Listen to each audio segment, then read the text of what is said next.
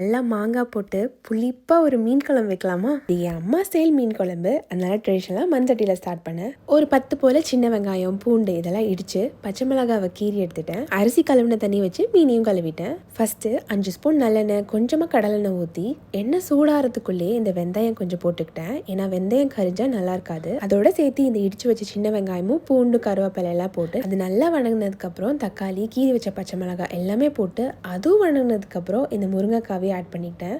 முருங்கைக்காய் கொஞ்சம் வணங்கினோடனே மல்லித்தூள் கொஞ்சம் எக்ஸ்ட்ராவே, அதாவது 2.5 ஸ்பூன் போட்டேன். 2 ஸ்பூன் பச்சை மிளகாய் தூளும் போட்டேன், சில்லி பவுடர்.